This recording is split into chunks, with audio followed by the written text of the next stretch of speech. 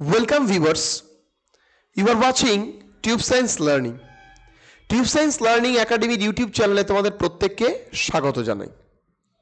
আজকে আমরা কিছু তথ্য এবং গুরুত্বপূর্ণ বিষয় নিয়ে তোমাদের সাথে আলোচনা করতে এসেছি। কালকে ভিডিও দেওয়ার পর থেকেই অনেক ক্যান্ডিডেট এই বিষয় নিয়ে আমাদেরকে মেসেজ করছে যে স্যার 2023-এ আমরা পরীক্ষা দিলাম, তাহলে আমরা কেন 2022-এর ইন্টারভিউতে বসতে পারবো না এবং আমাদের কেন রেজাল্ট বের করে দিচ্ছে না। প্রথমেই আমি একটা কথা বলি যে সেগুলো নিয়ে মন্তব্য রাখা জানি না আমি কতটুকু অথেন্টিক এবং কতটুকু সঠিক, কিন্তু এই প্রশ্নটা অনেকজন করেছে। আর একজন প্রশ্ন করেছে, সেটা স্যার 10,000 ভ্যাকেন্সি আপনি এত কম বলছেন, 25-30 হাজার তো হতে পারে, কোন পরিপ্রেক্ষিতে 10,000 বলছেন?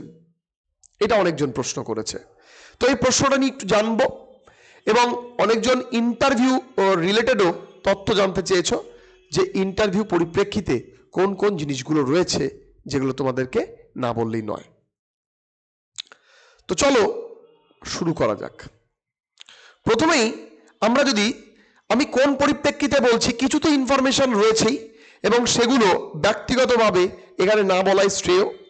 এবং আমি তোমাদের যদি 2014-এর প্রাইমারি দেখাই, 2017-এর প্রাইমারি দেখাই আর 2022-এর প্রাইমারি দেখাই, এই কটার প্রাইমারি যদি আমরা ভালো করে দেখি, শুধু একটা কথা বলি, এর জন্য একটা সেপারেট কিন্তু ইন্টারভিউ নেওয়া হয়েছিল, তাই না? এর জন্য 2022-এর ইন্টারভিউ নোটিফিকেশন এসেছিল।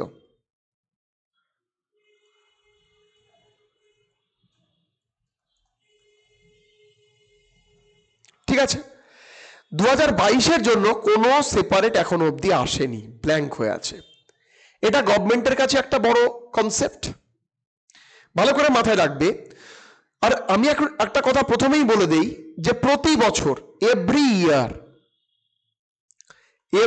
ইয়ার প্রাইমারির কিন্তু রিক্রুটমেন্ট, প্রাইমারি কিন্তু কি বলো দেখি, টেট হবে এবং এভরি ইয়ার তোমাদের কিছু হোক চাই না হোক অবশ্যই একটা কিছু সংখ্যক সিট নিয়ে রিক্রুটমেন্ট ছাড়বে। এবং যদি আমরা ভালো করে একটা জিনিস লক্ষ্য করি যে আমাদের মাননীয় মুখ্যমন্ত্রী, মাননীয় শিক্ষামন্ত্রী, তিনি বারবার বলেছেন যে বর্তমানে এখন ভ্যাকান্ট রয়েছে তোমার কি বলো দেখি 10,000 মতো ভ্যাকেন্সি। কোথায় রয়েছে? প্রাইমারিতে। এবার প্রাইমারিতে যদি শোটা অল ওভার ভ্যাকেন্সি নেওয়া যায় তাহলে ভ্যাকেন্সি কিন্তু হিউজ হবে। এবং সেটা দেখলে পরে প্রাইমারিতে তাও 40,000 ভ্যাকেন্সি তোমার কিছুদিন আগে নিয়োগ হয়েছে। তুমি দেখো হাই স্কুলে যাও, হাই স্কুলে ভ্যাকেন্সি মনে হয় 1.5-2 লাখ হবে। কিন্তু বিভিন্ন জায়গায় বিভিন্ন রোস্টারের বিভিন্ন কেস রয়েছে, বিভিন্ন ইস্যু রয়েছে, ফলে সেই জায়গায় কিন্তু সমস্ত রকমের সিট অ্যাভেলেবেল থাকলেও সিট কিন্তু অনেক সময় শিক্ষা দপ্তরে পাঠানো হয় না। এটা একটা বড় ইস্যু, ঠিক আছে? তো ভ্যাকেন্সি মূলত আমার মনে হয় ইচ অ্যান্ড এভরি ইয়ার 10,000, 11,000, 7,000, 8,000, 7 থেকে 12,000-এর মধ্যে থাকবে আমার মনে হয়, এখন বিগত 5 ইয়ার্সের মধ্যে। এইবার যখন কোনো ভ্যাকেন্সি ছাড়ে সেই রেসপেক্টে স্টুডেন্ট পোর্শনটাও কিন্তু দেখা হয় যে এই রেসপেক্টে আমি কতটা কোয়ালিটি টিচার পাচ্ছি, যার মধ্যে দিয়ে আমি ইন্টারভিউ অর্গানাইজ করতে পারি। যদি তুমি বললে স্যার 30,000 ভ্যাকেন্সি ছেড়ে দিলাম, 40,000 বা 50,000 ক্যান্ডিডেট 30,000 ভ্যাকেন্সি ছাড়বে না।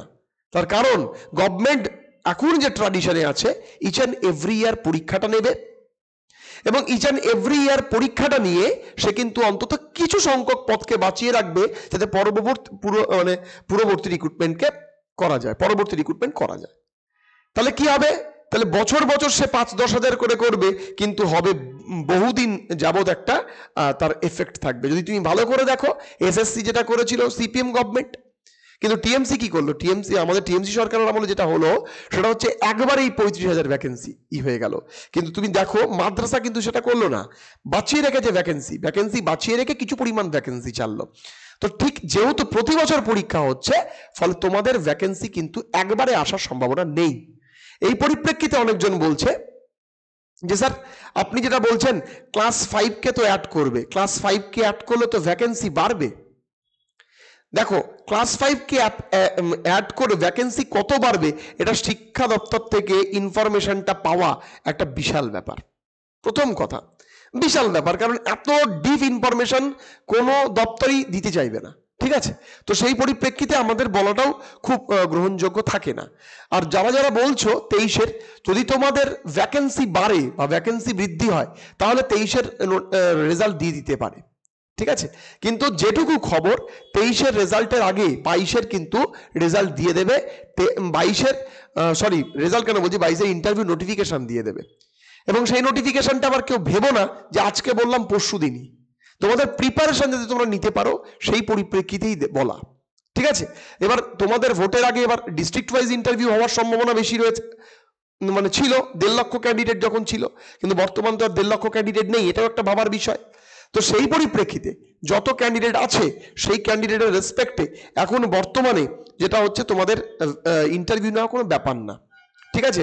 জাস্ট 1 মান্থ, 1 মাসের মধ্যে ভ্যাকেন্সি নেওয়া সম্ভব, মানে ইন্টারভিউ নেওয়া সম্ভব। তো ফলে তোমরা তোমাদের মতো প্রিপারেশন করো। দেখো, প্রিপারেশন করলে কারো প্রিপারেশন বিফলে যাবে না। আজকে তোমরা যারা যারা প্রিপারেশন করেছিলে তারা আজকে ভাবছো কি হচ্ছে, কিছুই হবে না, কিন্তু যবে ইন্টারভিউ হবে তবে তুমি বুঝতে পারবে তুমি আর 5 জনের থেকে এগিয়ে আছো, ডেফিনেটলি এগিয়ে থাকবে, তোমাকে আটকাতে পারবে না, ঠিক আছে?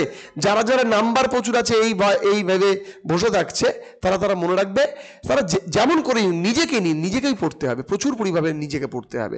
তার কারণ ইন্টারভিউতে কিন্তু এর আগের বছরের যে এক্সপিরিয়েন্স, তা থেকে এটা ক্লিয়ার যে প্রচুর পরিমাণে তথ্য কিন্তু তোমার কাছ থেকে চাইবে যে এই ঘটনাগুলোর করো, এবং তারা কিন্তু ইন্টারভিউটা নিচ্ছেই কোয়ালিটি টিচার নিয়োগ করার জন্য, আর কিছু নয়। পূর্ববর্তীতে কি হয়েছে, ওই ডেজিগনেশন বর্তমান দেখে এখন কোনো লাভ নেই, এখন বর্তমান ডেজিগনেশন দেখো, ঠিক আছে? তো এটা ভালো করে মাথায় রাখো। আর আমি ভ্যাকেন্সি রেসপেক্টে সবই বললাম। আর 22-এর রেসপেক্টে যেহেতু কোনো সেপারেট এখন অব্দি ইন্টারভিউ নোটিফিকেশন আসেনি, ফলে আসবে, নিশ্চিন্তে থাকো এবং তোমরা তোমাদের মতো করে প্রিপারেশন করতে পারো।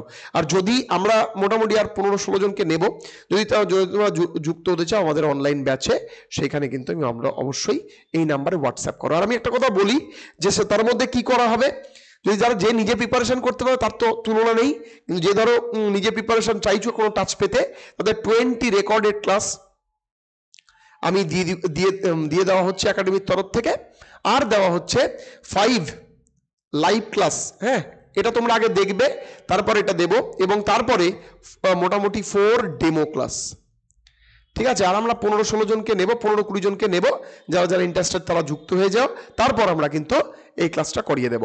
তো যাই হোক, এই সমস্ত বিস্তারিত আলোচনা আমি এই ভিডিওটার মারফত করলাম এবং আশা করছি তোমরা বুঝতে পেরেছো। কারো কোনো ডাউট থাকলে অবশ্যই কমেন্টে জানিও। সবাই খুব ভালো থেকো, সুস্থ থেকো, দেখা হবে পরবর্তী ক্লাসে।